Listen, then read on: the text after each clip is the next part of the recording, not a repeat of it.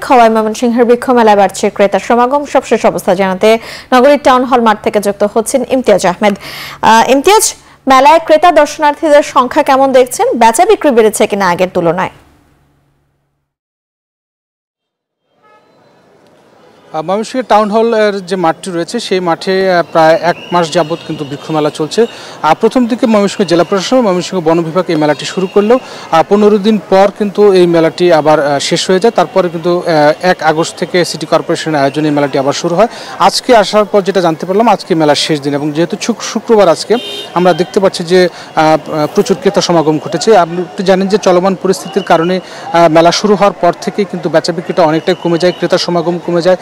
Nursery মালিকরা ময়মনসিংহের বিভিন্ন জেলা উপজেলা থেকে যারা উদ্যোক্তা রয়েছেন, নার্সারি মালিকরা রয়েছেন, 25টি স্টল নিয়ে কিন্তু এখানে তারা এসেছিলেন, কিন্তু বেচা বিক্রি খারাপ থাকার কারণে তারা অনেকটা লসের সম্মুখীন হয়েছেন। তবে সাম্প্রতিক সময়ে 3-4 দিন যাবৎ পরিস্থিতি স্বাভাবিক হওয়ার কারণে কিন্তু ক্রেতার সমাগম বাড়তে থাকে। আমরা দেখতে পাচ্ছি যে এখানে ফলজ বনজ বিভিন্ন দেশি ফুলের গাছের পাশাপাশি আম, জাম, কাঁঠাল, লিচু সহ বিভিন্ন ফলের গাছ কিন্তু এখানে রয়েছে, বিক্রি হচ্ছে। মূলত একেবারে বলতে গেলে প্রায় 20 টাকা থেকে শুরু করে 500, 1000, 5000 টাকা পর্যন্ত কিন্তু গাছ রয়েছে। যার যেমন পছন্দ হচ্ছে সেই পছন্দ অনুযায়ী কিন্তু এখানে গাছ কি নিয়ে যাচ্ছেন। সব মিলিয়ে বলা যায় যে ময়মনসিংহে আজকে বৃক্ষমেলার শেষ হতে যাচ্ছে এবং শেষ দিনে মোটামুটি শুক্রবার ছুটির দিনে ভালো বেচা কেনা হচ্ছে। বৃক্ষমেলা থেকে এই ছিল আমার কাছে সর্বশেষ।